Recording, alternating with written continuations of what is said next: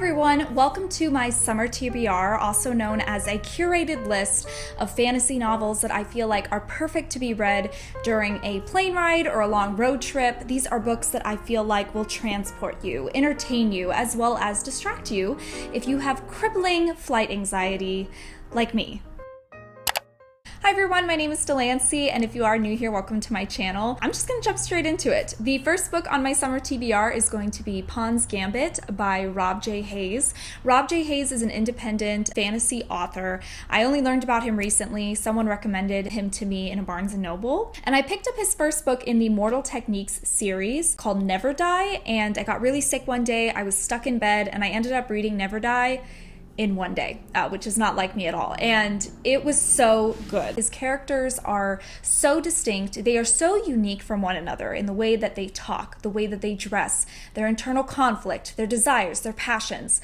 I think he also really does a great job with writing platonic relationships, friendships. When I read his books, at least with Never Die, I feel like I am inserted into an anime or some highly stylized, action-packed video game. In this book, we are following someone named General Yu, and she is a war strategist, and something goes horribly awry and the crown prince ends up getting killed. And so she then learns about this competition held by the gods every century, where the gods each pick a mortal champion, and the champions battle it out, and the last person standing gets to decide who sits on the Jade Throne. So General Yu enters this competition. It is full of like the land's greatest heroes, warriors, assassins, and thieves, and she hopes to win it so that she can ultimately right her past wrongs. Really looking forward to it, so this is really high on my list for the summer, and I'm hoping this will be one of the first books that I read. The second book on my TBR is going to be The Justice of Kings by Richard Swan. I heard about this book series from Reagan over on the Peruse Project. She loved the first book, which is The Justice of Kings, and then she just read the second one, which she really enjoyed as well.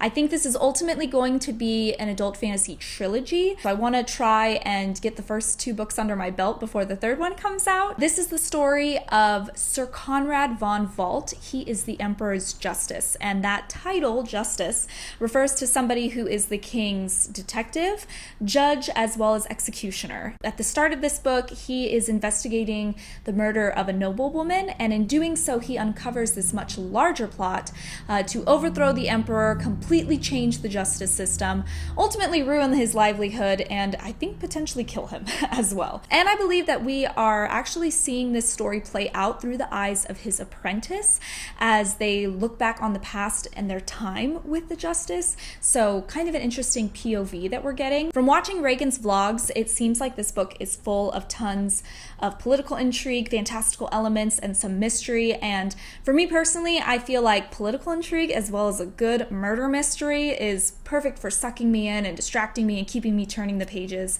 So I had to go ahead and add this to my list as well. Third on the list is going to be a book that is going to be released this summer, and that is Immortal Longings by Chloe Gong. Chloe Gong has been around in the booktube community for quite some time. She is a recent, I think, college graduate and a New York Times bestselling author from her Shanghai Secret series, which was a YA fantasy series.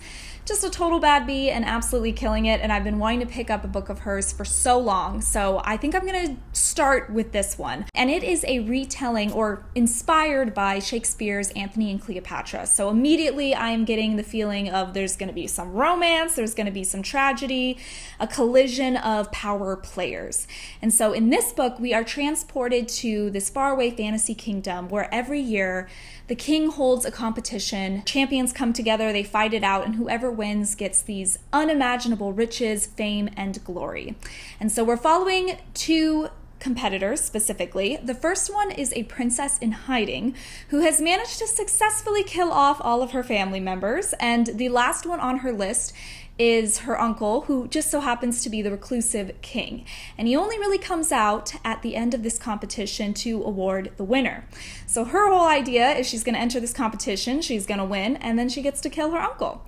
And then the second competitor is exiled aristocrat, and his, I think, childhood lover has been in a coma for ages, and he has just been dumping over cash to try and upkeep and take care of her. He is now in serious debt, and he joins this competition in order to pay off his debts as well as keep his childhood lover alive. And so the two of them, they collide together. I think they form an unexpected alliance, and ultimately things start to spiral out of control, and they have to make some tough choices about whether they want to stick to plan A or this kind of new plans that they have created with each other. When we're watching characters deal with this really intense internal conflict and these really serious choices they have to make, this will they, won't they, I think that is a perfect kind of ingredient to have in books that is sure to be a page turner and really distract you during your travels. So had to add this one to my list as well, and I'm looking forward to checking out a Chloe Gong book. Next up on the list is another book that I learned about through Reagan from the Prose Project, though I will say I have heard about it through a multitude of different booktube channels, such as like Daniel Green, and that is going to be The Assassins Apprentice by Robin Hobb.